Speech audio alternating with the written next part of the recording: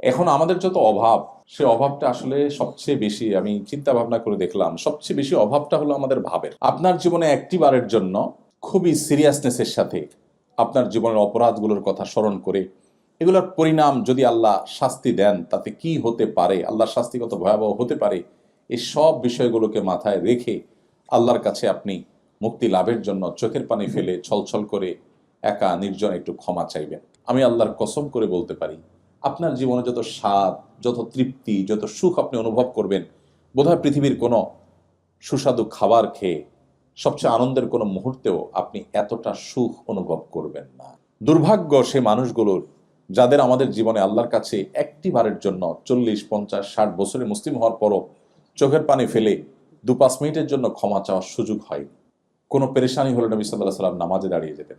মনটা ভালো লাগছে না, কোনো কারণে পেরেশানি মনে হচ্ছে, তখন বেলাল রাদিয়াল্লাহু তাআলা বলতেন, বেলাল, আজান দিয়ে নামাজের ব্যবস্থা করে আমাকে একটু প্রশান্ত করো, আমার একটা সুখের ব্যবস্থা করে দাও। আর আমাদের নামাজটা বোঝা হয়ে গেছে। অনেকেই আমরা আছি, বরং বেশিরভাগ মানুষই আছি, যে শয়তান আমাদেরকে বদমেজাজ করে তোলে। আমরা অনেকে টেরও পাই না যে আমি শয়তানের কাছে ব্যবহৃত হয়ে যাচ্ছি। সবাই ভালো আছেন? আলহামদুলিল্লাহ, সুম্মা আলহামদুলিল্লাহ। অমুসলিম প্রধান দেশগুলোতে অনেক ক্ষেত্রে সুন্নাহ খুব চমৎকারভাবে তারা ফলো করে। দুর্ভাগ্য আমাদের, আমরা মুসলিমরা ফলো করি না।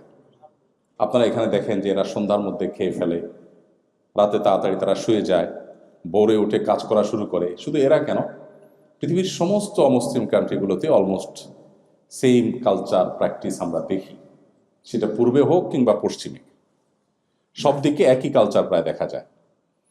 অথচ আমরা দেখি যে মুসলিম কান্ট্রিগুলো, যতগুলো মুসলিম দেশ আছে, অলমোস্ট সব মুসলিম কান্ট্রিগুলোতে দুর্ভাগ্যজনক বাস্তবতা যে আমরা গভীর রাত পর্যন্ত জেগে থাকি। বাংলাদেশে একটা অধঃপতন হয়েছে, আপনারা প্রবাসে আছেন দীর্ঘদিন পর্যন্ত, অনেকে হয়তো জানেন না। সে অধঃপতনটা হলো, শহর তো আগে থেকেই অধঃপতিত ছিল এই ইস্যুতে, গ্রাম এবং গ্রামীণ যে অঞ্চলগুলো সেগুলো তুলনামূলক একটু ভালো ছিল। আনফর্চুনেটলি সেটাও শেষ হয়ে গেছে এবং ধ্বংস হয়ে গেছে। তা হলো রাতে দেরি করে ঘুমানো। এটা এখন আমাদের গ্রামীণ কালচার হয়ে গেছে। গ্রামেও মানুষ 11টা-12টায় ঘুমায় না, তারপরে ঘুমায়। আবার সকালে ভোরে সবাই ঘুমায়, একটা বদভ্যাস হয়ে গেছে। যেটা বলছিলাম যে আমাদের সুন্নার প্র্যাকটিস আপনারা এখানে দেখবেন অনেক ক্ষেত্রেই। তমন থেকে একটা হলো রাতে তাড়াতাড়ি ঘুমানো। আপনারা জানেন নবী করিম সাল্লাল্লাহু আলাইহি ওয়াসাল্লাম সম্পর্কে মা আয়েশা বলেছেন, কানান নবী সাল্লাল্লাহু আলাইহি ওয়াসাল্লাম ইয়াকরাহুন নাওম ক্বাবলা আল ইশা ওয়াল হাদিস বা'দা। নবীজি এশার আগে ঘুমানো অপছন্দ করতেন, মাগরিবের পরে ঘুমানো অপছন্দ করতেন, আর এশার পরে কথাবার্তা বলা অপছন্দ করতেন। এশার পর তিনি তাড়াতাড়ি শুয়ে যেতেন। এখন গবেষকরা গবেষণা করে বলছে যে মানুষ যদি রাতের প্রথম প্রহরে ঘুমায়, তাহলে তার বডিতে যে পরিমাণ এনার্জি তৈরি হয়, যে পরিমাণ রিচার্জ হয় তার ব্যাটারি, রাতের মধ্যভাগের পরে ঘুমালে তার চাইতে অনেক গুণ কম রিচার্জ হয়। এবং একই ঘুম যখন শেষ প্রহরে রাতে ঘুমায় তখন আরও কম হয়। দিনে যখন হয় সেটা একেবারে আরও এর চাইতে বহুগুণ কমতে থাকে। তাহলে নবী করিম সাল্লাল্লাহু আলাইহি সাল্লাম যখন বলেছেন, তখন বিজ্ঞান এই আবিষ্কার, এই গবেষণার ফল আমাদেরকে দিতে পারে নাই, বা বিজ্ঞানের এই উন্নতি তখন ঘটেনি, কিন্তু সুন্নাহ তখন সাহাবীরা মেনেছেন, তার সুফল তারা পেয়েছেন। আমরা আনফর্চুনেটলি মুসলিম কান্ট্রিগুলো এটা ফলো করি না। ইভেন মিডল ইস্টের মতো এই আরব কান্ট্রিগুলোতে পর্যন্ত গভীর রাত পর্যন্ত জেগে থাকা, এটা একটা কমন তাদের ট্র্যাডিশন এবং সিস্টেমে পরিণত হয়েছে, আপনারা জানেন। এবং সকালে ঘুমানো, নবী করিম সাল্লাল্লাহু আলাইহি ওয়াসাল্লাম দোয়া করেছেন, আল্লাহুম্মা বারিক লি উম্মতি ফি বুকুরিহা, আল্লাহ আমার উম্মতের জন্য সকালের সময়টাতে আপনি বরকত দান করুন। অমুসলিমরা যখন নবী করিম সাল্লাল্লাহু আলাইহি ওয়াসাল্লামের সুন্নাহকে তারা আঁকড়ে ধরেছে, তাদের জীবনে তার ফলাফল, সুফল তারা ভোগ করছে। আনফর্চুনেটলি আমরা মুসলমানরা সেটা ভোগ করছি না। তো আমাদের নবী করিম সাল্লাল্লাহু আলাইহি ওয়াসাল্লাম 1450 বছর আগে প্রায় যে সমস্ত সুন্নাহর নির্দেশ আমাদেরকে দিয়ে গেছেন, এখন সেগুলোর সুফল দুর্ভাগ্যজনকভাবে অমুসলিমরা ভোগ করছে, কারণ তারা আমল করছেন। অথচ আমরা মুসলিমরা আমাদের নবীজির সুন্নাহকে আমল করছি না এবং তার সুফলও আমরা পাচ্ছি না। তো আলহামদুলিল্লাহ, এখান থেকে আপনাদের সেই লাইফস্টাইল আপনাদের অভ্যাস হয়ে যাচ্ছে সন্দেহাতীতভাবে, এটা একটা ভালো দিক এবং ভালো গুণ। তো সেজন্যই খুব গভীর রাত পর্যন্ত আমরা প্রোগ্রামে যাব না ইনশাআল্লাহ। আমি কোরআনে কারিমের 2-3টি আয়াতকে সামনে রেখে ইনশাআল্লাহ কিছু কথা বলতে চাই। আউযু বিল্লাহি মিনাশ শাইতানির রাজিম। ওয়াসারিউ ইলা মাগফিরাতিম মির রাব্বিকুম ওয়া জান্নাতিন আরদুহাস সামাওয়াতু ওয়াল আরদ উইদ্দাত লিল মুত্তাকিন الذين ينفقون في السراء والضراء والكاظمين الغيظ والعافين عن الناس والله يحب المحسنين والذين إذا فعلوا فاحشة أو ظلموا أنفسهم ذكروا الله فاستغفروا لذنوبهم ومن يغفر الذنوب إلا الله ولم يصروا على ما فعلوا وهم يعلمون أولئك جزاؤهم مغفرة من ربهم وجنات تجري من تحتها الأنهار خالدين فيها ونعم أجر العاملين কোরআনে কারিমের সূরা আলে ইমরানের 33, 34 এবং 35, 36 এই কয়েকটি আয়াত আমি তেলাওয়াত করেছি। খুব সংক্ষেপে ইনশাআল্লাহ আয়াতগুলোর সামারি আপনাদের সামনে নিবেদন করার চেষ্টা করব। শুরুতেই আমরা নিয়ত করে নেই আমরা এখান থেকে কিছু আমল করার সিদ্ধান্ত কোরআন এবং হাদিস থেকে পরিষ্কার কিছু বার্তা নিয়ে তারপর যাব ইনশাআল্লাহ। আল্লাহ রাব্বুল আলামিন ইরশাদ করছেন, ওয়াসারিউ ইলা মাগফিরাতিম মির রাব্বিকুম ওয়া জান্নাতিন আরদুহাস সামাওয়াতু ওয়াল আরদ, অর্থাৎ তোমরা প্রতিযোগিতায় অবতীর্ণ হও, দৌড়াও এবং দ্রুতগতিতে অগ্রসর হও তোমাদের রবের পক্ষ থেকে দেওয়া মাগফিরাতের জন্য, এবং সে জান্নাতের আশায় যে জান্নাতের প্রস্থতা নবমণ্ডল এবং ভূমণ্ডলের প্রস্থতার মতো। উইদ্দাতিল মুত্তাকিন, যে জান্নাত মুত্তাকিদের জন্য তৈরি করা হয়েছে। এই আয়াতে পরিষ্কারভাবে আল্লাহ রাব্বুল আলামিন আমাদেরকে কম্পিটিশনের একটা সূত্র বলেছেন। আমরা প্রতিযোগিতা করব কিসে? আজকে মাগরিবের নামাজ আমি এখানে পড়িয়েছি, আপনারা অনেকেই দ্বিতীয় রাকাত আমরা সূরা তাকাসুর পড়েছি, লক্ষ্য করেছেন। সেখানে আল্লাহ রাব্বুল আলামিন বলেছেন, আলহাকুমুত তাকাসুর হাত্তা যুরতুমুল মাকাবির। মানুষকে শেষ করে দিয়েছে কিসে? তাকাসুরে। তাকাসুর কি জিনিস? অধিক উপার্জনের বা অধিক অর্জনের কম্পিটিশন, নেশা, এটা মানুষকে তোমাদেরকে শেষ করে দিয়েছে। হাত্তা যুরতুমুল মাকাবির, এই কম্পিটিশন চলতে থাকে কতক্ষণ? কবরে যাওয়া পর্যন্ত। আল্লাহু আকবার। কোরআন এমন এক মহান গ্রন্থ, দুর্ভাগ্য আমাদের, আমরা মুসলিম কজন মানুষ এখানে আছি যে হাত তুলে বুকে হাত দিয়ে বলতে পারবো আমি কোরআনের শুরু থেকে শেষ পর্যন্ত একটি বারের জন্য ভালো করে পড়েছি। আমাকে মাঝে মধ্যে বিভিন্ন পডকাস্টে যেতে হতো এক সময়, এখন যাওয়া হয় না, সুযোগ হয় না। তো বইয়ের উপর আমাদের রকমারিতে আমাদের মাহমুদুল হাসান সোহাগ ভাই, আপনারা অনেকে চিনেন, বইটিয়ান মানুষ। এক সময় যিনি ইসলামের ছিলেন না, নাস্তিক ছিলেন, পরে আল্লাহ তাকে হেদায়েত দিয়েছেন। তিনি একটা পডকাস্টের জন্য আমাকে নিমন্ত্রণ করলেন, বললেন যে আমরা বই নিয়ে কাজ করি, আপনার জীবনে কোন বইয়ের সবচেয়ে বেশি প্রভাব ছিল? তাই বললাম, ভাই আমি আসলে খুব অলস মানুষ, বই টই পড়া আমার একেবারে হয় না। তবে বই যদি বলেন তো মানুষের রচিত বই এর কোনোটারই বিশেষ প্রভাব আমি কম্পেয়ার করার মতো আমি বলতে পারবো না বা মনে পড়ে না। তবে কোরআনের যে প্রভাব আল্লাহ তাআলা আমার উপর রেখেছেন সেটা বোধহয় আমি আপনাকে 2-4 ঘন্টা না, সারা জীবন বলে হয়তো শেষ করতে পারবো না। প্রতিটা আয়াতের প্রভাব। এই জন্য আমি শুরুতে আপনাদেরকে বিনীতভাবে অনুরোধ করতে চাই, আপনারা 2টি গ্রন্থ জীবনে একবার পড়বেন। নাম্বার 1, কোরআনে কারিম শুরু থেকে শেষ পর্যন্ত অর্থ সহকারে, সময় কম থাকলে শুধু অর্থই পড়লেন। কোনো আলিম, এখানে শেখ আবু হুরায়রা আছেন, আর উলামা ইকরাম যারা আছেন তাদের তত্ত্বাবধানে কোনো আয়াত অস্পষ্ট মনে হলে তাদের কাছে জিজ্ঞেস করলেন। আর আলহামদুলিল্লাহ আজকাল বাংলায়, ইংরেজিতে, বিভিন্ন ভাষায় তাফসির অ্যাভেলেবল। সুতরাং একেবারে অথেন্টিক যে তাফসির গ্রন্থ আছে সেগুলোর সহযোগিতা নিয়ে পুরো কোরআন একবার শুরু থেকে শেষ পর্যন্ত যদি আমরা পড়ি। সেই সাথে আরেকটি গ্রন্থ আমি পড়তে বলবো, সেটা হলো নবী করিম সাল্লাল্লাহু আলাইহি ওয়াসাল্লামের একটা সিরাত গ্রন্থ বা তার একটা কমপ্লিট জীবনী, শুরু থেকে শেষ পর্যন্ত পূর্ণাঙ্গ একটা জীবনী গ্রন্থ। এই 2টি যদি আপনি পড়ে শেষ করেন নির্মোহভাবে, আমি বিভিন্ন জায়গায় বলি, আমি আল্লাহর উপর ভরসা রেখে আপনাকে এই গ্যারান্টি দিতে পারি, আপনি নিজেকে ইমানদার হিসাবে, মুসলমান হিসাবে, অন্য এক জগতের মুসলমান হিসাবে, আপনি মুসলিম হিসাবে আপনি অনুভব করবেন। আপনার ইমানের মিটার এত উপরে যাবে যে আপনি অনুভব করবেন ইসলামটা। আমরা অনেকেই ইসলাম পালন করি, বাট এটা আমাদের অনেকটা বোঝার মতো হয়ে গেছে। এখানে অনেক ভাই আছেন যারা মাদক সেবন করেন না এবং হারাম খাবার খান না, অনেক ইবাদতবন্দি করেন, কিন্তু এটা আমরা মুসলিম, আল্লাহ হারাম করেছেন, এরকম একটা মানসিকতা থেকে, যে আল্লাহ নিষেধ করেছেন তাই আল্লাহর কথা না শুনলে আবার মুশকিল, আল্লাহ দিবে মায়ের জাহান্নামে ফেলবে, টেনশন, এই জায়গা থেকে।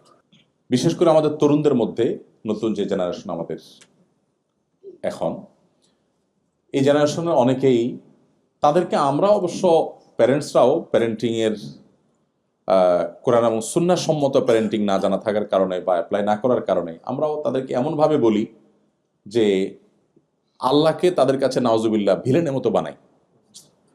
ছোট ছোট বাচ্চারা কিছু করতে গেলে এটা করা যাবে না, আল্লাহ হারাম করেছেন, আল্লাহ গুনাহ দিবেন, ওইটা করা যাবে না, আল্লাহ গুনাহ দিবেন, ওইটা করা যাবে না, তখন বাচ্চা মনে করে যে এর সব কাজে ডিস্টার্ব তো করতেছেন নাউজুবিল্লাহ আল্লাহ। এরকম একটা টেন্ডেন্সি বাচ্চাদের মধ্যে, হয়তো বলতে পারে না কেন তরুণদের মধ্যে নাস্তিক্যবাদের দিকে চলে যাওয়ার হার বাড়ছে নানা কারণে। এর অনেক ইস্যু, অনেক কারণ আছে, এর মধ্যে এটা একটা কারণ হতে পারে। তাদেরকে যে ইসলামটা ভেতর থেকে তাদেরকে অনুভব করার সুযোগ করে দেওয়া, ভেতর থেকে ইমানটা এনে তারপর ইসলামটাকে চর্চা করা, এটার মধ্যে একটা আনন্দ আছে, এখানে বোঝা নাই, সেটাকে আপনি দারুণভাবে ফিল করবেন।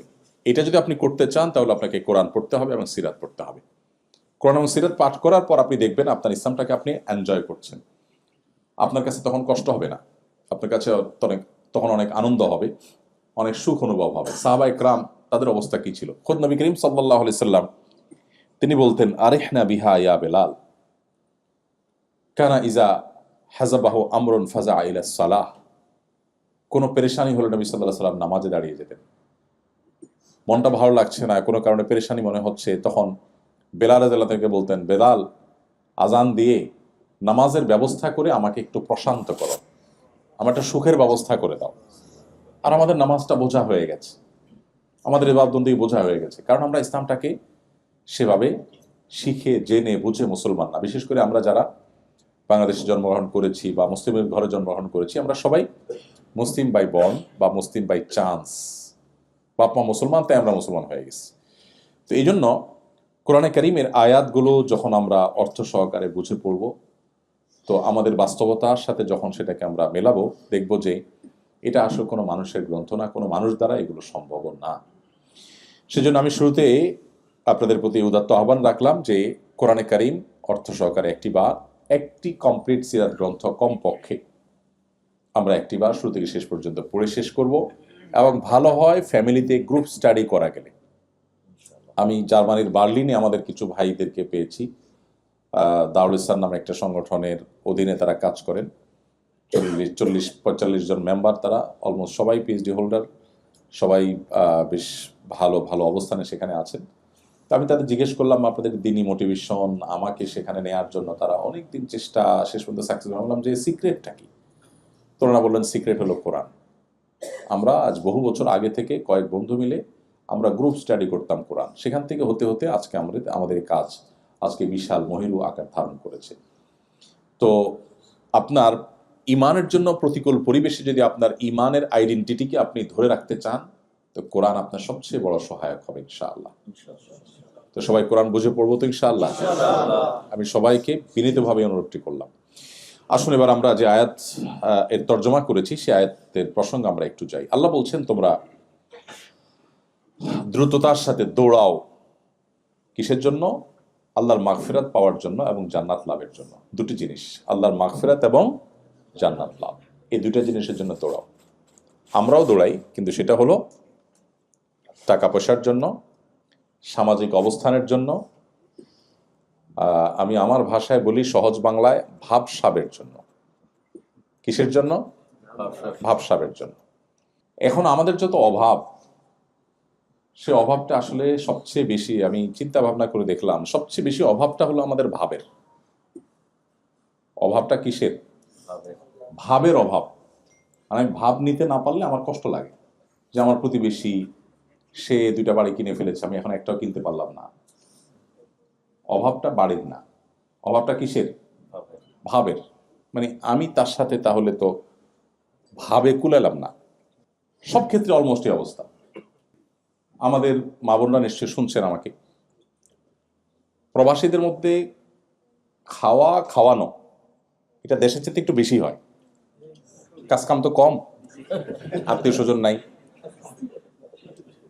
মা নাই, বাপ নাই, ভাই নাই, বোন নাই, কারে খাওয়াবে? আমরা তো দেশে সারা দিন আত্মীয় স্বজন এর খেদমত আলহামদুলিল্লাহ করার সুযোগ, আপনাদের সেই সুযোগ তো নাই। তো কি করবেন? দুধের স্বাদ গোলদি মিটা, প্রতিবেশী অমুকরে তমুকরে। এটা দরকার আছে, বরং এটা আমাদের ইমানে আইডেন্টিটি বাঁচাবার জন্য এই সার্কেল মেনটেন করা এবং এই বিনোদনটা দরকার আছে, আমি এটাকে অ্যাপ্রিসিয়েট করি। কিন্তু যেটা অ্যাপ্রিসিয়েট করি না সেটা হলো এই আয়োজনের নাম দিয়ে যে ভাবসাবের কম্পিটিশন হয়, সেটাকে। কোনো ভাবির বাসা খেয়ে আসছেন 15 আইটেম, তা আপনার অন্তত ওইটা ক্রস করতেই হবে, 16 করতে হবে, তাই না? অসুস্থ কম্পিটিশন, ইমানদার সুলভ কম্পিটিশন না। এটা আমাদের আদর্শের সাথে, আমাদের ইমানের সাথে যায় না, কিন্তু আমরা এটা করি।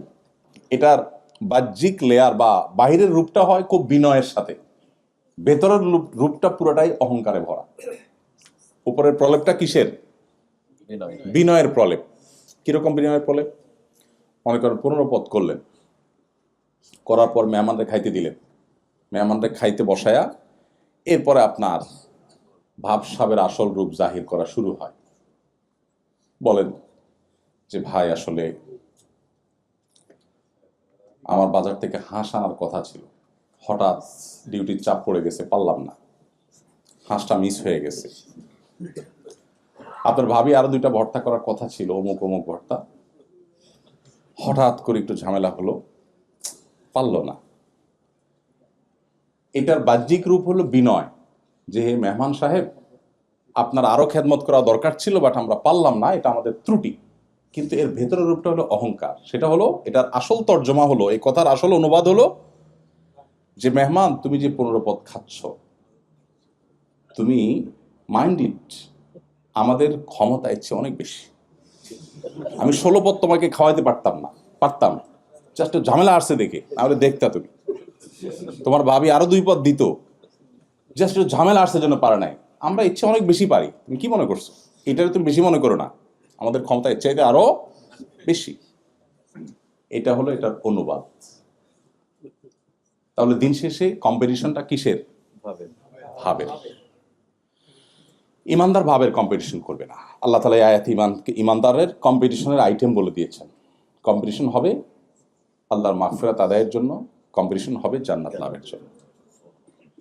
ভাইরা আমার, বস্তুবাদের মধ্যে হাবুডুবু খাচ্ছি, ভোগবাদ আমাদেরকে গ্রাস করে ফেলেছে চতুর্দিক থেকে আষ্টে পৃষ্ঠে, যার কারণে আমাদের আসল লক্ষ্য, জীবনের টার্গেট, সেটা দূরে সরে যাচ্ছে, আমরা সেখান থেকে সরে যাচ্ছি। শয়তান আমাদেরকে জীবনের অগুরুত্বপূর্ণ বিষয়গুলোকে আমাদের কাছে সবচেয়ে গুরুত্বপূর্ণ করে তুলেছে। এই জন্য প্রয়োজন হলো পুরো পরিবারের সিদ্ধান্ত গ্রহণ করা। কম্পিটিশন আমরা সবাই করব, কিসের জন্য? আমাদের লক্ষ্য, গোল কি হবে, সেটা আমাদের ফ্যামিলির প্রত্যেকে বসে ডিসাইড করতে হবে। আল্লাহ তাআলা আমাদেরকে সেই নির্দেশ দিচ্ছেন যে তোমরা যদি আল্লাহর মাগফিরাত এবং জান্নাত লাভের জন্য যদি দৌড়াতে থাকো, হাঁটলে হবে না, কি করতে হবে? দৌড়াতে হবে। তার মানে সাধারণ পথ চলা হলে হবে না, দুনিয়া টুকটাক না, আখেরাত টুকটাক, আর দুনিয়া হলো ঠিকঠাক। নামাজটা কোনো মতে, জবটা একেবারে খুব গুরুত্বের সাথে। তো এটা তো দৌড়ানো না, এটা হলো হাঁটা। তো আল্লাহ তাআলা আমাদেরকে নির্দেশ করছেন যে আমরা আল্লাহর মাগফিরাতের জন্য দৌড়াই এবং জান্নাত লাভের জন্য দৌড়াই। মাগফিরাত লাভের জন্য দৌড়ানো বলতে কি বোঝায়? মাগফিরাত লাভের জন্য দৌড়ানো মানে আল্লাহর কাছে মাপ চাওয়া। পৃথিবীতে মানুষ মানুষের কাছে মাপ চাইলে ভালো ফিল হয় না খারাপ ফিল হয়? আমি কি বোঝাতে পেরেছি প্রশ্নটা? আপনি যদি কারোর কাছে মাপ চাইতে হয়, কোনো কারণে আপনি এমন কিছু বলে ফেলেছেন যে একটা বাজে সিচুয়েশনে পড়েছেন, এখন আপনাকে ক্ষমা চাইতে হলো সবার সামনে বা পেছনে, ভাই আমি সরি, আমার ভুল হয়ে গেছে, আমাকে মাফ করে দেন, এই যে ক্ষমা চাওয়া, এই ক্ষমা চাওয়ার ফিলিংসটা মানুষের ভালো হয় না খারাপ হয়? অস্বস্তিকর, লজ্জাস্কর, অপমানকর, শেষ হয়ে যায়। মানে আমাকে ক্ষমা চাইতে হলো, এর চাইতে তার অনেক টাকা লস হয়ে গেল তার কষ্ট হতো না যত কষ্ট হয় মানুষের কাছে ক্ষমা চাইলে, তাই না? সুবহানাল্লাহ, আল্লাহ রাব্বুল আলামিন আমাদেরকে সে ক্ষমা চাওয়ার টেন্ডেন্সি তৈরি করার জন্য বলছে, কিন্তু পার্থক্য হলো সে ক্ষমাটা মানুষের কাছে চাওয়া নয়। কার কাছে চাওয়া? আল্লাহর কাছে চাওয়া। আপনারা নিশ্চয়ই বিভিন্ন সময় আল্লাহর কাছে ক্ষমা চেয়েছেন, ইস্তেগফার করার সুযোগ হয়েছে আমাদের অ্যাজ এ মুসলিম, সবারই কম বেশি হয়েছে। কিন্তু আমি আপনাকে আহ্বান করব, আপনার জীবনে একটি বারের জন্য খুবই সিরিয়াসনেসের সাথে আপনার জীবনের অপরাধগুলোর কথা স্মরণ করে এগুলোর পরিণাম যদি আল্লাহ শাস্তি দেন তাতে কি হতে পারে, আল্লাহর শাস্তি কত ভয়াবহ হতে পারে, এই সব বিষয়গুলোকে মাথায় রেখে আল্লাহর কাছে আপনি মুক্তি লাভের জন্য চোখের পানি ফেলে ছলছল করে একা নির্জন একটু ক্ষমা চাইবেন। ভাইরা আমার, একই কাজ যেটা মানুষের কাছে করার পর আপনি অপমান বোধ করেন, অস্বস্তি বোধ করেন, সেটা যখন আপনি আল্লাহর কাছে নিবেদন করবেন, আমি আল্লাহর কসম করে বলতে পারি আপনার জীবনে যত স্বাদ, যত তৃপ্তি, যত সুখ আপনি অনুভব করবেন, বোধহয় পৃথিবীর কোনো সুস্বাদু খাবার খেয়ে সবচেয়ে আনন্দের কোনো মুহূর্তেও আপনি এতটা সুখ অনুভব করবেন না। আল্লাহর কাছে ক্ষমা চাওয়াটা এত আনন্দের, এত তৃপ্তির। দুর্ভাগ্য সে মানুষগুলোর যাদের আমাদের জীবনে আল্লাহর কাছে একটি বারের জন্য 40, 50, 60 বছরে মুসলিম হওয়ার পরও চোখের পানি ফেলে 2-5 মিনিটের জন্য ক্ষমা চাওয়ার সুযোগ হয়নি। আল্লাহ রাব্বুল আলামিন আমাদের সবাইকে আল্লাহ তাআলার ইস্তেগফারকারী বান্দাদের কাতারে শামিল হওয়ার তৌফিক দান করুন। আল্লাহ তাআলা কোরআনে কারিমে বিভিন্ন জায়গায় আল্লাহ সেসব বান্দাদের প্রশংসা করেছেন, আল মুস্তাগফিরিনা বিল আসহার, যারা ভোর রাতে উঠে আল্লাহর কাছে ক্ষমা প্রার্থনা করে, চোখের পানি ফেলে, এই মানুষগুলোর প্রশংসা আল্লাহ জায়গায় জায়গায় করেছে। ইস্তেগফারকারী বান্দা আল্লাহর কাছে অনেক প্রিয়, অনেক পছন্দের। আল্লাহ মূর্খতা সুলভ দৃষ্টিভঙ্গির কারণে আমাদের অনেককে বলতে শোনা যায়, অনেক সময় আমরা বলি যে আমার জীবনে কোনো পাপ করি নাই, আমার জীবনে কোনো অপরাধ করি নাই। যে এই কথা বলে ইটসেলফ এটাই সবচেয়ে বড় অপরাধ। প্রতি মুহূর্তে আমাদের অজান্তে অসংখ্য গুনাহ করছি, অসংখ্য গুনাহ। তো যাই হোক, আল্লাহর কাছে মাগফিরাত লাভ, আল্লাহর কাছ থেকে এটা করার জন্য আল্লাহ আমাদেরকে দ্রুত গতিতে অগ্রসর হতে বলেছেন। এই জন্য আমরা সেই কাজটি করব। আল্লাহ আমাদের সেই তৌফিক দান করুন। প্রিয় ভাইরা আমার, মাগফিরাত এমন একটা জিনিস, ইস্তেগফার এমন একটা জিনিস, এটা মানুষের দুনিয়া এবং আখিরাতের সকল সমস্যার সমাধানের মূল সূত্র। অনেক ভাই ব্রাদার, অনেক বোনেরা আমাদের কাছে জানতে চান যে ভাই খুব বিপদে পড়ে গেলে কি করব, কোন দোয়া পড়ব। আমি বলি, নবী করিম সাল্লাল্লাহু আলাইহি ওয়াসাল্লামের হাদিসের দিকে তাকালে মানুষের জীবনের সবচেয়ে কোণঠা সময়, সবচেয়ে কঠিন পরিস্থিতিতে আল্লাহর অলৌকিক সাহায্য লাভের জন্য সবচেয়ে কার্যকর আমলের নাম হলো ইস্তেগফার করা।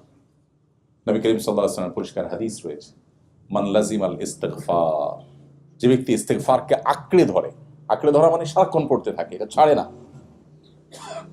জাআলাল্লাহু মিন কুল্লি হাম্মিন ফারাজা।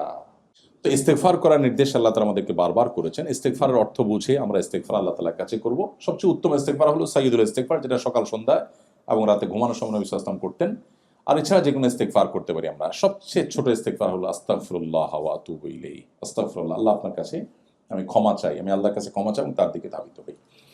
তো আল্লাহ রাব্বুল আলামিন জান্নাত প্রসঙ্গে বলতে গিয়ে বলছেন, উইদ্দাত লিল মুত্তাকিন, তোমরা সেই জান্নাতের দিকেই কম্পিটিশন করতে থাকো বা দৌড়াতে থাকো, দ্রুত অগ্রসর হও, যে জান্নাত মুত্তাকিদের জন্য প্রস্তুত করা হয়েছে।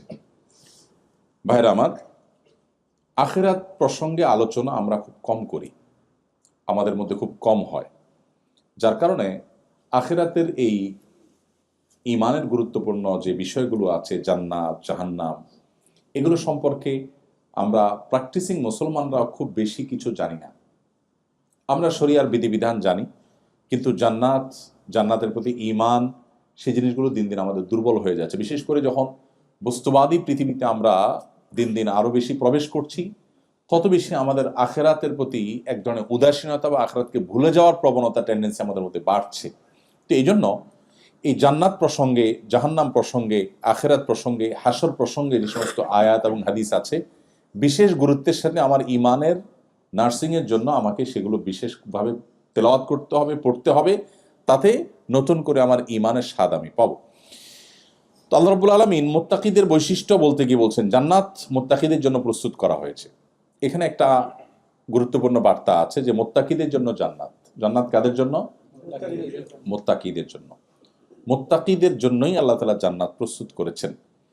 কোরআন সম্পর্কে আল্লাহ বলেছেন হুদাল লিল মুত্তাকিন, একেবারে শুরুর দিকে সূরা বাকারা, আলিফ লাম মিম যালিকাল কিতাব লা রাইবা ফি হুদাল লিল মুত্তাকিন। এই কোরআন গাইড করবে কাকে?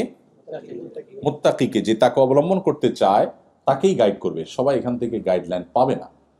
আবার জান্নাত প্রসঙ্গে আল্লাহ বলতে গিয়ে বলছেন উইদ্দাতুল মুত্তাকিন, জান্নাত সেটা তৈরি করা হয়েছে যাদের জন্য। তারা কারা? মুত্তাকিরা। ইন্টারেস্টিং বিষয়, পুরো কোরআন জুড়ে আপনি দেখবেন যে আল্লাহর সমস্ত নেয়ামতগুলো সবগুলো আল্লাহ রিজার্ভ রেখেছেন যাদের জন্য, তারা হলেন মুত্তাকিরা। এবং এই মুত্তাকি হতে পারা এটা হলো ইমানদারের জীবনের সবচেয়ে বড় এবং প্রধান লক্ষ্য, যে সে মুত্তাকি হয়ে উঠবে। মুত্তাকিদের প্রায় 30 থেকে 40টি বৈশিষ্ট্য পুরো কোরআনে আলোকপাত করা হয়েছে বিভিন্ন আয়াতে, কোথাও 3টি, কোথাও 4টি, কোথাও 5টি, সবগুলো একত্র করলে প্রায় 40টির মতো বৈশিষ্ট্য হয়। এটা নিয়ে আমাদের একটা লেকচার ইউটিউবে আছে, যেখানে মুত্তাকিদের সমস্ত বৈশিষ্ট্য কোরআনে যেগুলো আলোচিত সেগুলো আমরা সেখানে একত্র করার চেষ্টা করেছি। আজকে আমরা সেগুলো করব না। এই আয়াতের পরে আল্লাহ তাআলা মুত্তাকিদের কিছু বৈশিষ্ট্য উল্লেখ করেছেন, আমরা সেগুলো যাচ্ছি।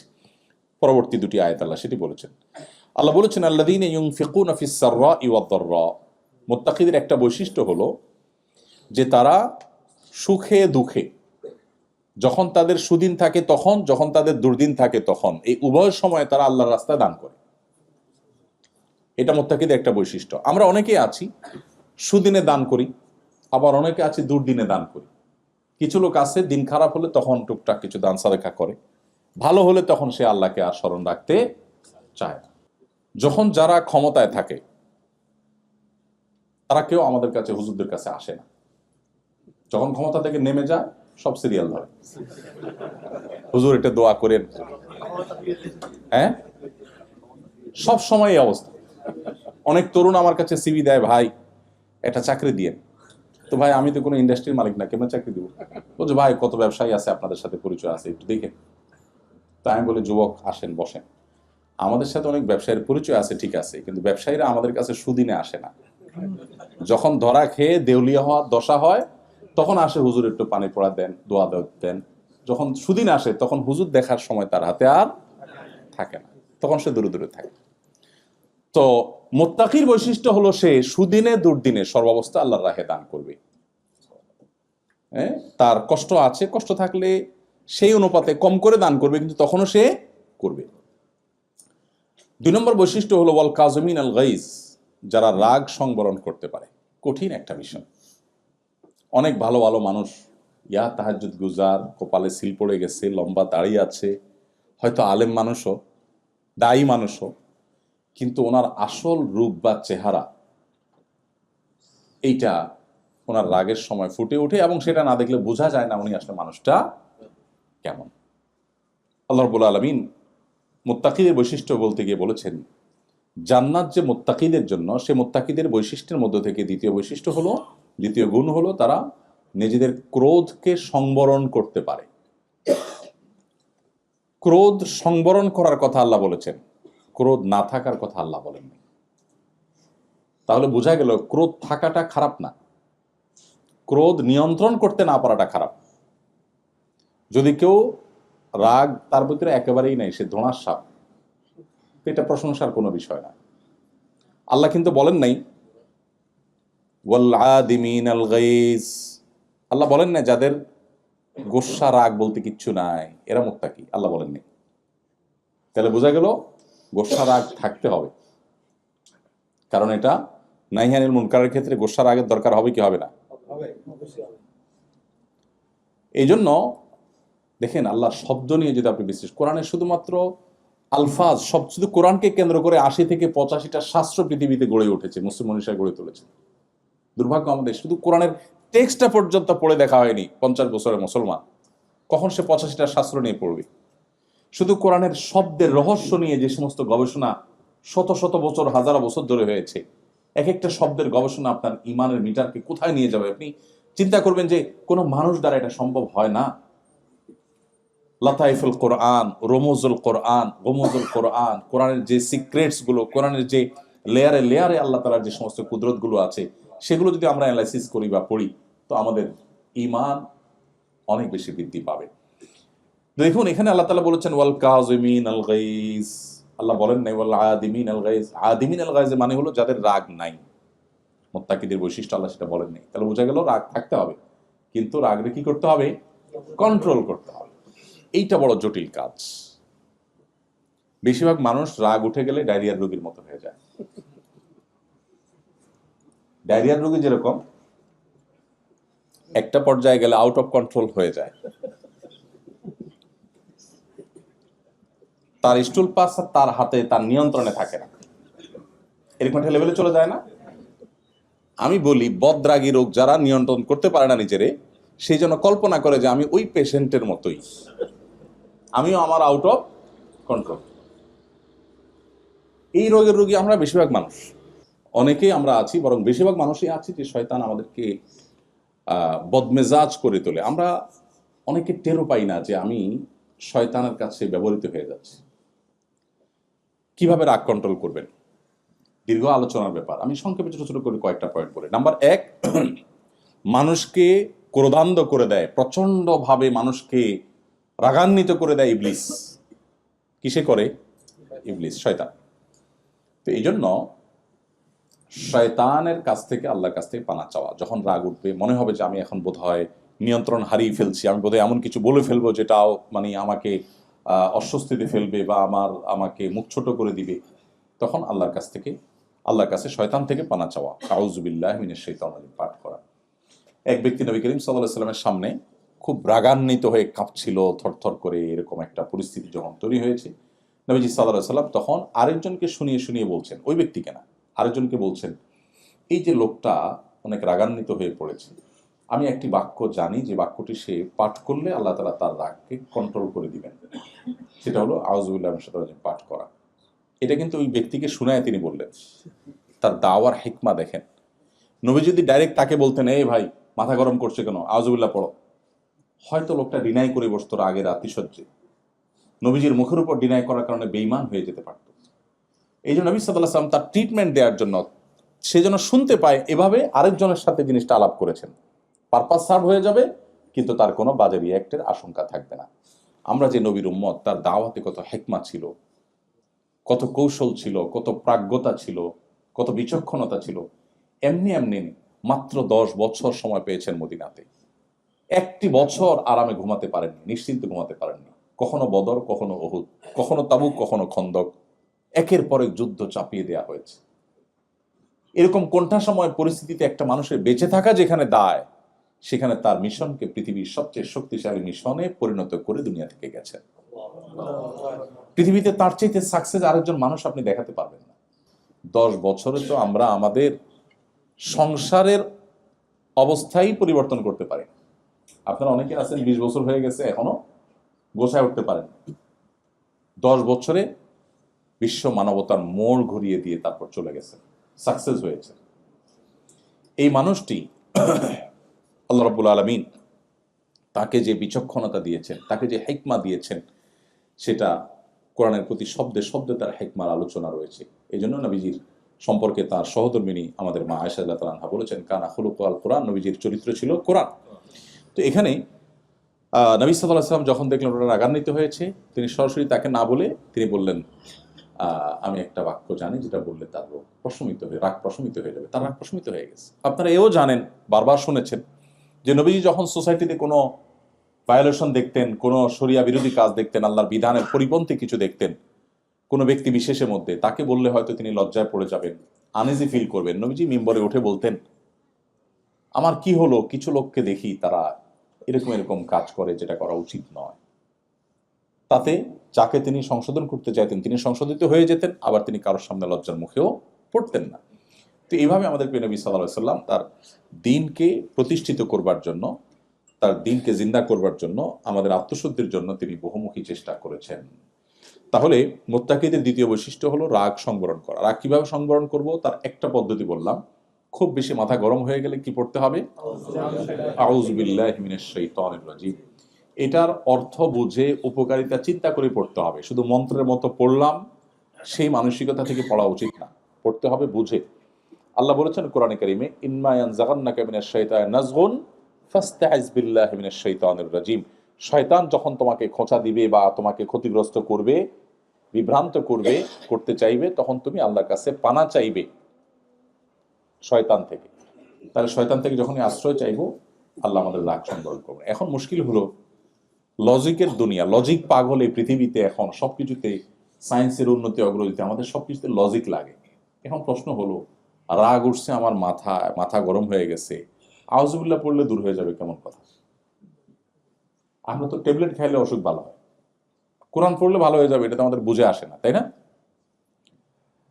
এখন ভয়েস কমান্ডের যুগ, মোবাইল ভয়েসে কাজ হয় সেটা তো অনেক পুরান। গাড়ি ভয়েস কমান্ডে গাড়ি চলে, সেটাও পুরান হয়ে গেছে।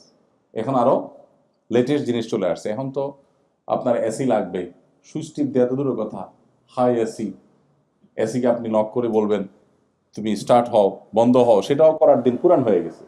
এখন লেটেস্ট কি? লেটেস্ট হলো আপনি গরম ফিল করছেন, অটোমেটিক এসি চলবে।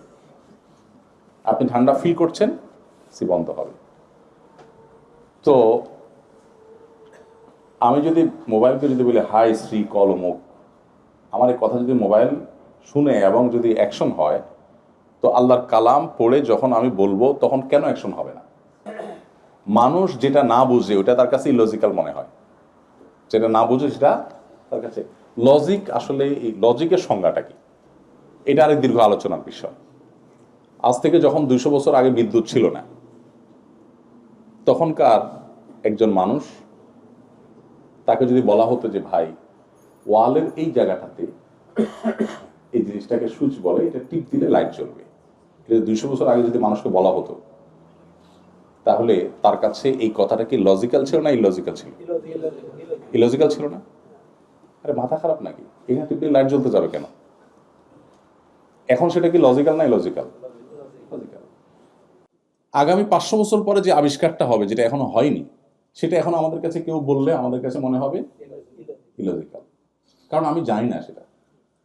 তো এই যদি হয় মানুষের টেকনোলজির অবস্থা, তো আল্লাহ রাব্বুল আলামিন আখিরাতে, কিয়ামতে তার যে মহাসৃষ্টির যে জগৎ, সিক্রেটস, যেটা আমরা জানি না, সেই জগতের কোনো বিষয় যদি আমার বুঝে না আসে, আমি যদি বলি না এটা তো বুঝে আসে না, আমি কেন মানবো? এইটা হবে একেবারেই অজ্ঞতা সুলভ অ্যাপ্রোচ।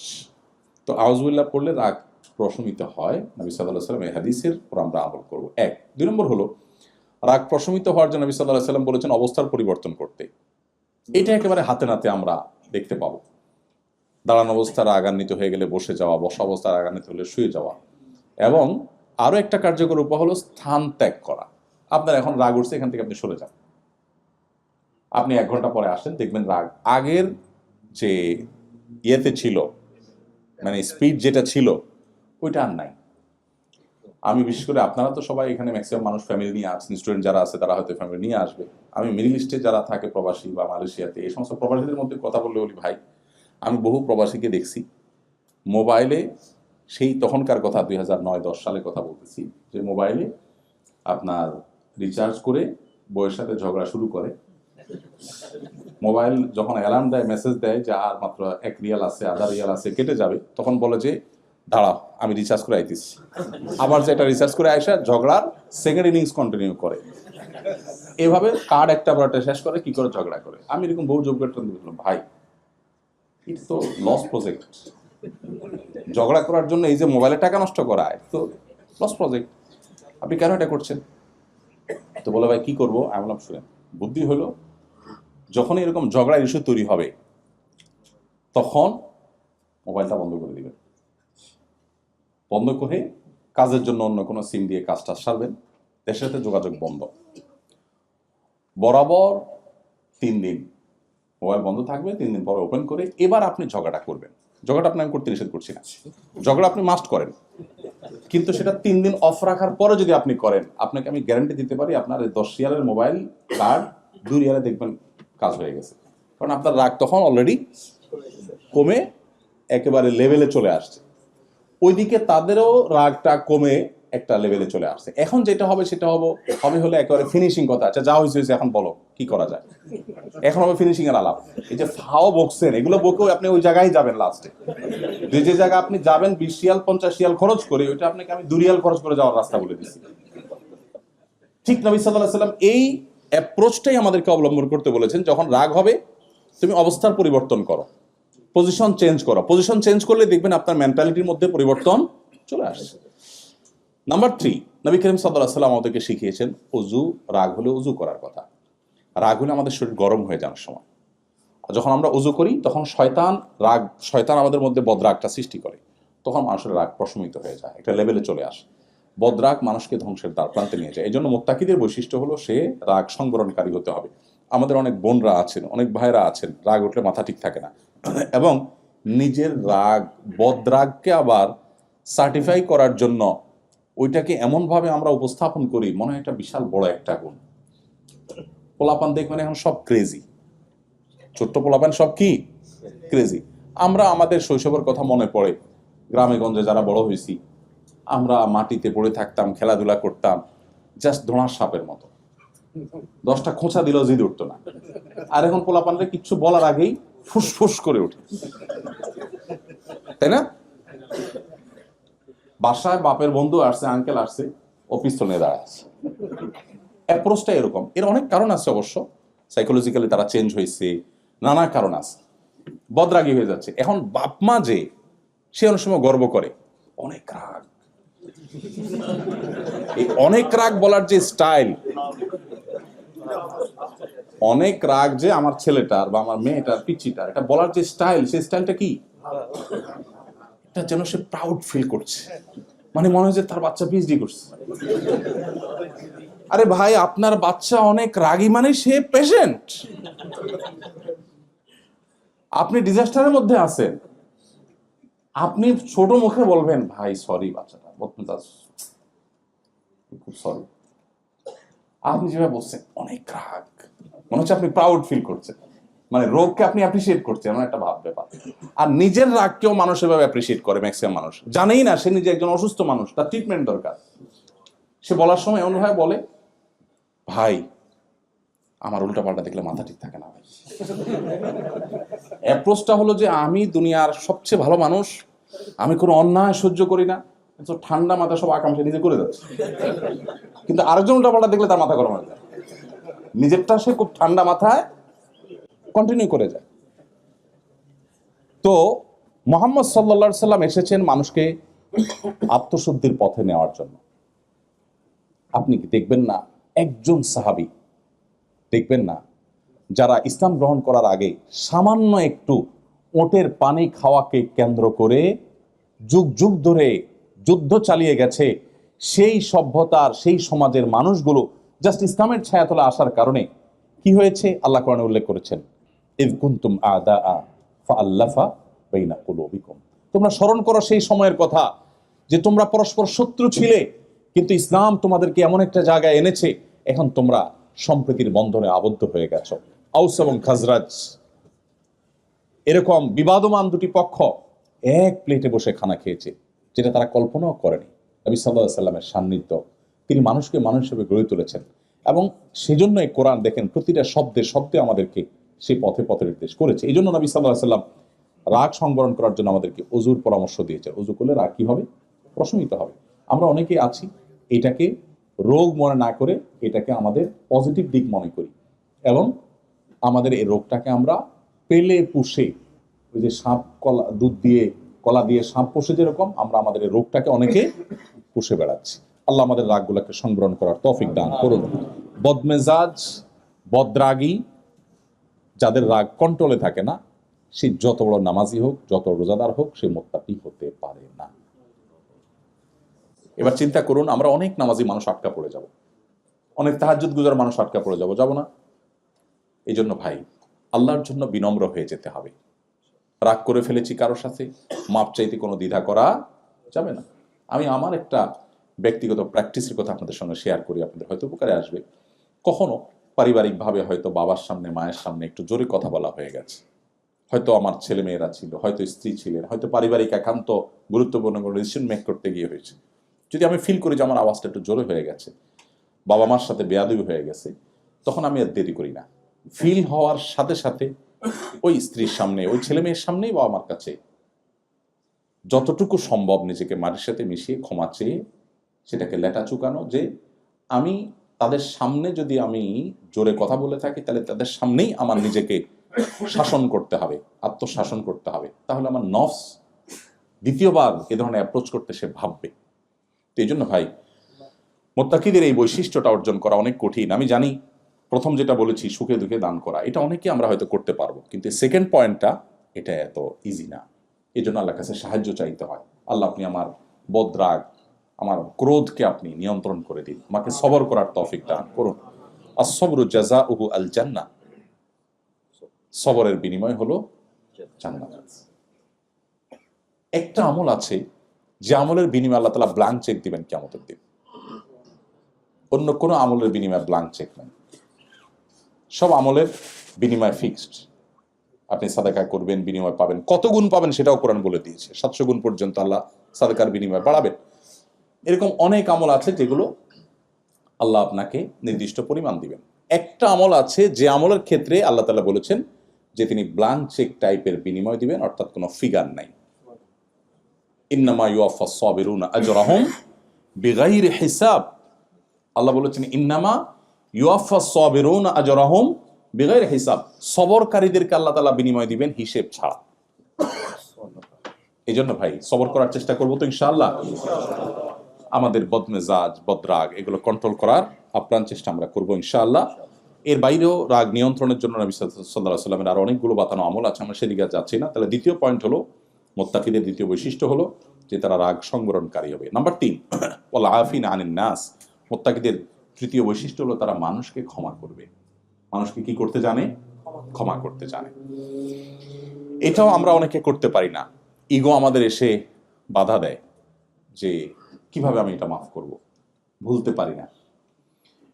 এই যে মানুষকে ক্ষমা করতে না পারা, এটা অনেক খারাপ একটা গুণ, যেটা আমরা অনেক নামাজি কালামী মানুষও খেয়াল করি না। মানুষকে ক্ষমা করে দিতে হবে, কারোর প্রতি কোনো দুঃখ বেদনা রাখা যাবে না। এই গুণটা যে যত বেশি অর্জন করবে সে আল্লাহর কাছে তত বেশি মুত্তাকি হতে পারবে ইনশাআল্লাহ। আল্লাহ আমাদেরকে তৌফিক দান করুন। আমরা অনেক সময় চিন্তা করি যে এত বড় অপরাধ করেছে, তাকে আমি মাফ করব কিভাবে। কোন এক সালাফ ওযু করছিলেন, তার দাস, কাজের লোক পানি ঢেলে দিচ্ছিলেন। তো সে যুগের পানির পাত্র পিতলের বা ভারী কোনো পদার্থের, লোহা, এই সমস্ত পদার্থেরই হতো, অনেক ভারী, অনেক উপর থেকে দেখা ছিল, হাতে পড়ছে, অনেক ব্যথা পেয়েছে, পড়ে গেছে। তখন তিনি রাগান্বিত হলেন। তার রাগ দেখে তিনি বলছিলেন, তুমি একই ভুল বারবার করো, কতবার তোমাকে ক্ষমা করো। তখন দাস বলছিলেন, এই যে আয়াত, ওয়াল আফিনা আনিন নাস, যারা মানুষকে ক্ষমা করতে জানে তারা মুত্তাকি হয়, তাদেরকে আল্লাহ জান্নাত দিবেন। এটা বলার সাথে সাথে উনি বললেন, যাও আমি তোমাকে মাফ করে দিলাম। আমরা হলে কি বলতাম বলেন তো? কাজের লোক ভুল করছে, ভুল করার পরে যখন আপনার মেজাজ গরম হয়েছে, এখন বকা দিবেন, আপনি মাত্র রেডি হচ্ছেন, এটা সে টের পাওয়ার পরে যদি আপনাকে আয়াত শোনায়, আপনি কি বলবেন? বলবেন যে তুমি আমাকে ওয়াজ করতে আসছো না, আয়াত বলার জায়গা পাও না। হ্যাঁ, দেখেন আমাদের পূর্বশরীর, আমরা যাদের সন্তান, তারা আল্লাহর নির্দেশ আসার পর আর কিচ্ছু চিন্তা করতেন না, আমার ক্ষমা দরকার আল্লাহর কাছ থেকে, এতটা ব্যাকুল এবং মরিয়া ছিলেন তারা। এরপর আল্লাহ শেষ শব্দে বলেছেন, আল্লাহ ইউহিব্বুল মুহসিন, আল্লাহ ইহসানকারীদেরকে ভালোবাসেন। ওই সালাফ যার ঘটনা বলছি, তিনি যখন ওযু করার পর, এটা একেবারে তাবেঈ যুগের ঘটনা, একদম সোনার যুগের ঘটনা, তিনি যখন ওযু করার পর যখন ব্যথা পেলেন এবং কাজের লোক কৃতদাস যখন বলল যে আল্লাহ ক্ষমাশীলদের পছন্দ করেন, তিনি বললেন, ঠিক আছে, তোমার প্রতি আমার কোনো দুঃখ, আমি ক্ষমা করে দিলাম। পরে সে আবার পরের বাক্য উচ্চারণ করেছে, সেটা কি? আল্লাহ তাআলা মুহসিনদেরকে ভালোবাসে, যে অন্যের প্রতি অনুগ্রহ করে তাকে আল্লাহ ভালোবাসেন। এখন সে করছে অন্যায় করে ক্ষমা তো পাইছে, এবার আয়াতের পরের অংশ আবার শুনে দিছে যে আল্লাহ কিন্তু অনুগ্রহকারীকে ভালোবাসেন। তার মানে এখন তুমি আমার অনুগ্রহ করো। তো উনি বললেন, যাও, তোমাকে আমি মুক্ত করে দিলাম। এগুলো রূপকথার গল্প নয়, এগুলো হাদিস, কোরআনের তাফসির বর্ণিত ঘটনা। আমরা তাদের সন্তান, তাদের উত্তরসূরি আমরা, যাদের কাছে কোরআনের আয়াতের নির্দেশ আসার পর তারা ডান বাম ভাবতেন না। সে যুগে একটা কৃতদাস আজাদ করা, মুক্ত করা, আর এ যুগে একটা মার্সিডিজ গাড়ি কাউকে হাদিয়া করা অলমোস্ট এক জিনিস। এত দামি অ্যাসেট ছিল সে যুগে, এটা দান করে দিলেন, চাইলে বিক্রি করতে পারতেন। কেন? যে আমি চাই আল্লাহ আমাকে মুত্তাকিদের কাতারে শামিল করুন। কত বৈশিষ্ট্যের কথা আমরা শুনি কোরআনে, আমরা যখন আয়াত পড়ি কত মুত্তাকিদের বৈশিষ্ট্য আছে আমরা খেয়ালও করি না। একটা বৈশিষ্ট্য অ্যাচিভ করার জন্য এই মুহূর্তের মধ্যে এত বড় বড় স্যাক্রিফাইস তারা করেছেন। এমনি এমনি গোটা পৃথিবী তাদের পায়ের নিচে আসে নাই, এমনি এমনি গোটা পৃথিবী তারা শাসন করেন, এমনি এমনি তারা গোটা পৃথিবীর নেতৃত্বের আসনে আসেন নাই। তাদেরকে কোরআনের যোগ্যতায় তারা যোগ্য করে তুলেছেন। আজ কোরআন একদিকে, আমরা আরেক দিকে। কিছু লেবাস আছে, 2-4 রাকাত নামাজ কালাম পড়ি, নিজেকে অনেক ভালো মুসলমান মনে করি। তাকওয়া এক জগতে, আমরা আরেক জগতে। আল্লাহ আমাদের সবাইকে মুত্তাকিদের ইমাম হওয়ার তৌফিক দান। আল্লাহ কত সুন্দর দোয়া শিখিয়েছেন সূরা ফুরকানের 74 নম্বর আয়াত, রব্বানা হাবলানা মিন আজওয়াজিনা ওয়া যুররিয়াতিনা কুররাতা আয়ুন ওয়াজআলনা। আল্লাহু আকবার। আয়াতে আল্লাহ আমাদেরকে শেখাচ্ছেন আমরা যেন দোয়া করি। আমরা মুত্তাকি হতে চাই তা না, আমরা মুত্তাকিদের ইমাম হতে চাই। এই জন্য মুত্তাকিদের ইমাম হওয়ার আগে তো মুত্তাকি হইতে হবে অ্যাটলিস্ট। অতএব আজ থেকে আমরা রাগ সংবরণ করার নিয়ত করবো তো ইনশাআল্লাহ। এমন কোন মানুষ পৃথিবীতে থাকবে না যাকে আমি ক্ষমা করতে জানবো না। নবী করিম সাল্লাল্লাহু আলাইহি সাল্লাম যদি হিন্দাকে ক্ষমা করতে পারেন, তিনি যদি আবু সুফিয়ানকে ক্ষমা করতে পারেন, আপনি কার উপরে অভিমান করে বলবেন আমি তাকে ক্ষমা করব না? সবাইকে ক্ষমা করবো তো ইনশাআল্লাহ।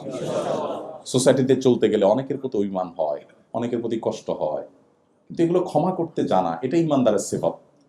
শয়তান আমাদেরকে এই গুণটা অর্জন করতে দেন, আমাদেরকে শক্ত করতে চায়, আমরা নরম হব ইনশাআল্লাহ। এরপরে আল্লাহ তাআলা মুত্তাকিদের বৈশিষ্ট্য বলতে গিয়ে পরের আয়াতে বলেছেন, ওয়াল্লাযীনা ইযা ফাআলু ফাহিশাতান আও যালামু আনফুসাহুম যাকারুল্লাহ।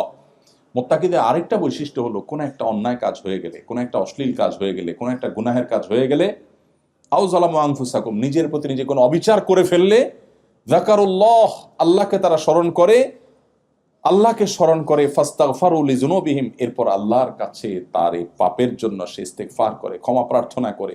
ওয়া মান ইয়াগফিরুয যুনুবা ইল্লাল্লাহ, আর আল্লাহ ছাড়া কে ক্ষমা করার অধিকার রাখে।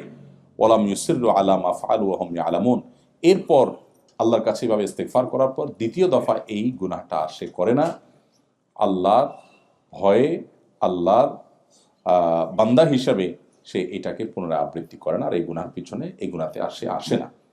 এই বৈশিষ্ট্যগুলো যদি উল্লেখ করে, এই বৈশিষ্ট্য যদি কেউ অর্জন করে, আল্লাহ বলেছেন উলাইকা জাযাউহুম মাগফিরাতুম মির রাব্বিহিম ওয়া জান্নাতুন তাজরি মিন তাহতিহাল আনহার, এই মানুষগুলোর বিনিময় হলো আল্লাহর পক্ষ থেকে মাগফিরাত এবং জান্নাত লাভ। এই দুটা জিনিস, ওয়া নি'মা আজরুল আমিলিন, আর আমলকারীদের বিনিময় কতই না ভালো। শেষ। এই 4টি আয়াত আমি আপনাদের সামনে বলেছি শেষ।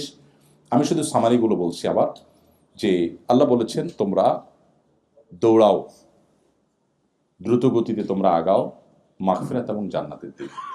গোটা পৃথিবী আগায় একদিকে, আপনি অগ্রসর হবেন অন্যদিকে। কারণ পৃথিবীর বস্তুবাদী মানুষগুলো তারা জীবনের একটা লেভেল পর্যন্ত দেখে। আল্লাহ আপনাকে ইমানদার করেছে, আপনার দৃষ্টি আরো অনেক গভীরে, আপনি জান্নাত পর্যন্ত দেখেন, তারা এতদূর দেখে না। সো তারা দেখে মৃত্যু পর্যন্ত। এইটুকু কিভাবে ভালো থাকবে সেজন্য হাজারটা আয়োজন তাদের। আপনার এত আয়োজন এখানে নাই, তাতে আপনার দুঃখ নেই, কারণ আপনার তো দৃষ্টি আরো অনেক দূরে। সো এইটুকু আপনার ভালো গেল কি খারাপ গেল এটা অনেক বড় ম্যাটার করে না। আপনার দেখার বিষয় হলো আমি সেখানে কতটা ভালো থাকলাম। সেজন্য আল্লাহ আমাদেরকে বলেছেন আরো দূরদৃষ্টি আমাদের যেন হয়। আর সেজন্যই কম্পিটিশনের আমাদের জগৎটাই ভিন্ন হবে। আমি শুরুতে যে ভাবসাবের কথা বলছি, যদিও কথাটা রসাত্মক হয়েছে, রসিকতার সাথে হয়েছে, কিন্তু ইম্পর্টেন্ট, যে ব্যক্তি ভাবসাব ছেড়ে দিবে এবং অসুস্থ কম্পিটিশন ছেড়ে দিবে, আল্লাহ তাআলা তাকে এমনি সুখী করে দিবে। কোনো সম্পদ ছাড়া সে সুখী হবে। নবী সাল্লাল্লাহু আলাইহি ওয়াসাল্লাম এমনি বলেন নাই, লাইসাল গিনা বিকাসরাতিল আরদ ওয়ালাকিন্নাল গিনা গিনান নাফস, অনেক সম্পদ আহরণ করলে সে ধনী হয় না। তাহলে ধনী কে হয়?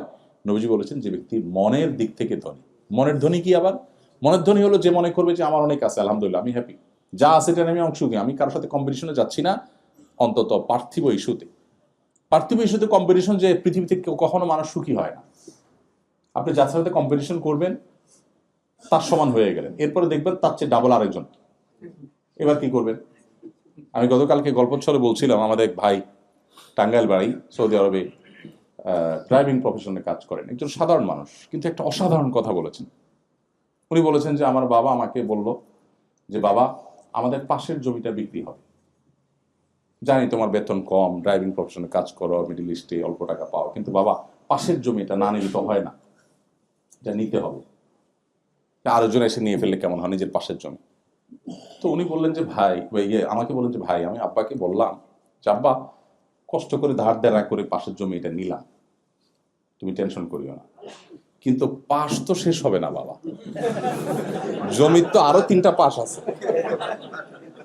এক পাশের জমি আমি নিলাম, নিলে পাশ আরো 3টা থাকবে। ইভেন যেটা আমি নিলাম এটা নেয়ার পর এটারও আবার পাশ, মানে 3টা হবে ভুল, এটা নেয়ার পর তো আবার 4টাই হয়ে যাবে, এটারও তো আবার পাশ আছে। তো আমি আজকে এই পাশেরটা নিলাম, কালকে ওই পাশেরটা নিব, ওইটা নেয়ার পর আবার ওইটার আবার পাশ হবে, তো এটার তো কোনো এন্ডিং হবে না বাবা। তুমি বরং আমাকে একটা লিমিটেশন দিয়ে দাও যে এই পর্যন্ত আমরা নেব, এরপর আর নেব না, তাহলে আমি ট্রাই দিই। তা না হলে তুমি এইভাবে আমাকে দুনিয়াটা আল্লাহ তাআলা এরকম একটা গর্তের মতো করে দিয়েছেন যে এটার কোনো এন্ডিং নাই। মানুষ পাগলের মতো ছুটতে ছুটতে আল্লাহকুমুত তাকাতুর হাত্তা যুরতুল মাকাবির, একটা সময় রিয়েলাইজ হয়। দেখুন, অ্যাজ এ মুসলিম, বিশেষ করে আমাদের এখানে অনেক তরুণ বন্ধুরা আছেন, একটা বয়সে বুঝে আসবে যে আসলে জীবনের সবই ছিল মিছে, কিন্তু তখন আর জীবনের কোনো ব্যাক গিয়ার নাই, পেছনে আসার আর কোনো স্কোপ, শুধু চোখের পানি ফেলবেন, আফসোস করে আর কাজ হবে না। এই জন্য ভাই, আমাদের কম্পিটিশন হবে জান্নাত এবং আল্লাহর মাগফিরাত লাভের জন্য। চেষ্টা করা যাবে তো ইনশাআল্লাহ। মাগফিরাত লাভের জন্য চেষ্টা করলে কি লাভ হবে? দুনিয়াতে আল্লাহ তাআলা রিজিকের কষ্ট দূর করে দিবেন। আল্লাহ সূরা নূহের মধ্যে বলেছেন যে যারা ইস্তিগফার করবে তাদের কি হবে?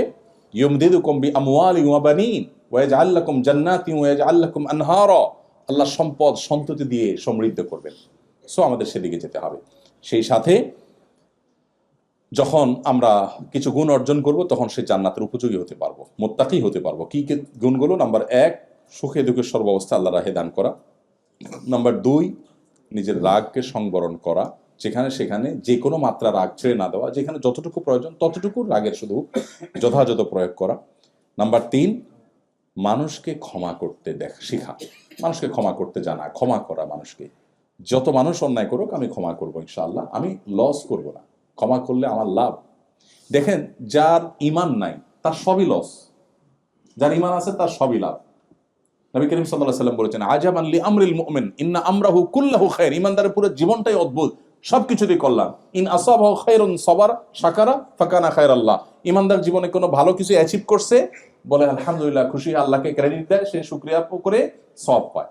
আবার যদি নাসাবাহু শাররুন, যদি তার জীবনে কোনো বিপদ আসে, সবারা, সে সবর করে, ফাকানা খায়রাল্লাহ, তখনও সে সওয়াব পায়। তাহলে হাতে মরলেও লাখ, বাঁচলেও লাখ, ঈমানদারের সে অবস্থা। এই জন্য আল্লাহ রাব্বুল আলামিন আমাদেরকে মানুষকে ক্ষমা করতে নির্দেশ করেছেন। মানুষকে ক্ষমা করতে জানা, এটা হলো সবরের আলামত। এবং 4 নম্বর বৈশিষ্ট্য হলো, যদি কোনো গুনাহ হয়ে যায় সাথে সাথে ইস্তেগফার করা। আপনারা এখানে যে পরিবেশের মধ্যে আপনারা বড় হচ্ছেন বা জীবন পার করছেন, এখানে চতুর্দিকে চোখের গুনার হাতছানি। কতবার ইস্তেগফার করা উচিত, কতবার ইস্তেগফার করা উচিত, কত বেশি ইস্তেগফার করা উচিত, আল্লাহর সাথে বোঝাপড়াটা কত বেশি পরিষ্কার করা উচিত। আমরা একটা লাইফ এনজয় করছি, কিন্তু কোরআন যে লাইফের পথে আহ্বান করেছে সেটা আমরা এনজয় করার সুযোগ পাই নাই। আমি সেটাই আপনাদের আহ্বান করেছিলাম, আবারও সেটাই আহ্বান করছি যে প্লিজ কোরআন আমাদেরকে যেরকম লাইফ, আমাদের যে জীবন যাপন করতে বলেছে সেটাকে আমরা করতে শিখি এবং করতে জানি। আল্লাহ আমাদের সেই তৌফিক দান করুন। ঈমানদারদের বা মুত্তাকিদের যে বৈশিষ্ট্য, এই বৈশিষ্ট্যগুলো আমরা অর্জন করার চেষ্টা করব এবং কোরআনকে আমরা বুঝে পড়ার চেষ্টা করব। নবী সাল্লাল্লাহু আলাইহি ওয়াসাল্লামের সিরাতের আলোকে আমাদের জীবনকে আমরা সাজাবার চেষ্টা করব, আলোকিত করার চেষ্টা করব। আল্লাহ আমাদেরকে সেই তৌফিক দান করুন। আস-সুন্নাহ ফাউন্ডেশন, উম্মার স্বার্থে সুন্নাহর সাথে।